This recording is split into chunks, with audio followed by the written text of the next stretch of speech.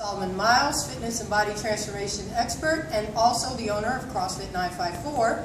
So I've been getting a lot of requests for ab-dominant workout videos, right? Everyone wants a flatter stomach, six-pack, and so I finally decided to create that video for you. But before I show you the movements, I just want to briefly say, do understand that in order to get a six-pack, which is definition in your abdominal region, you have to lose body fat, all right? And you can't lose body fat by targeting a specific area.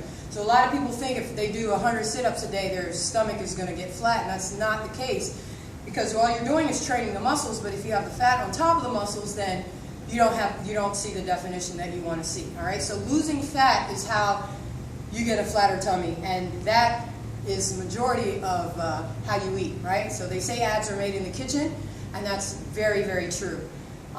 And one other thing, that there's a lot of ways to work your abs without targeting your abs.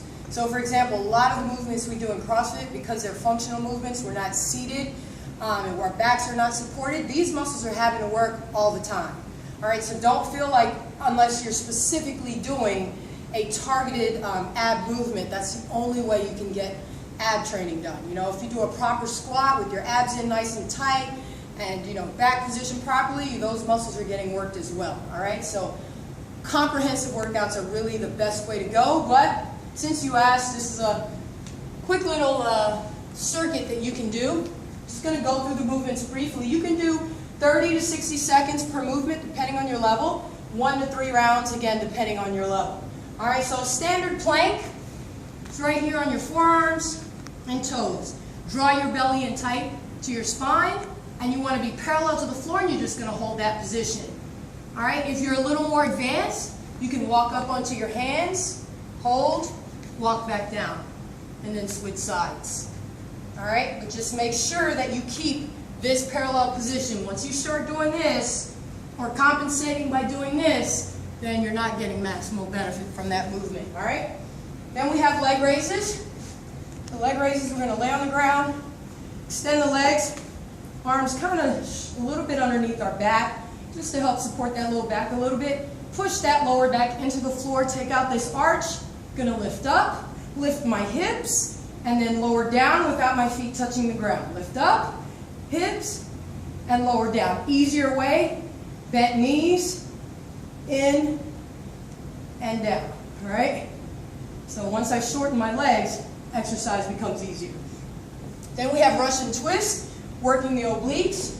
You're going to need some sort of resistance for this, a med ball, a dumbbell. Have the weight here, leaning back slightly, feet on the floor, abs in tight. I'm going to rotate my torso, all right, and get those obliques working. Big mistake here is doing this, all right? Some people tend to just move the weight without moving their torso. That's not going to do anything for your abdominals, all right? So that's your Russian twist. Then we have the standard sit-up, which we use the ab mat here at our gym. We butterfly the feet. Standard sit-up, I could just go from here, shoulder blades down, and not making sure I breathe out as I come up, right? Breathe out. If I want to make that harder, just grab some weight, extend, come up, all right? So here, roll up, and then all the way to the top. Standard sit-up, all right? If you don't have an ab mat, then you may want to anchor your feet underneath something so that your hips aren't pulling up as you lift. And then the final movement is called a walkout. You may have seen people using those ab wheels to do abdominal work, which is a great movement, but very advanced. When I do it, it kills my lower back. So here's an alternative.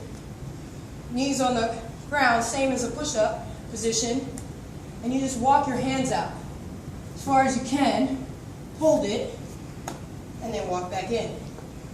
All right, walk out, walk back in, and I guess to make it more advanced, I've never tried this before, but you could do the same, not on your knees, and walk back in. All right, so there you go, 5 great exercises that all target the abdominals, but remember, you got to eat right if you want to be able to see the definition. All right, so I hope you enjoyed that video. Until the next time, see you then. Thanks for watching.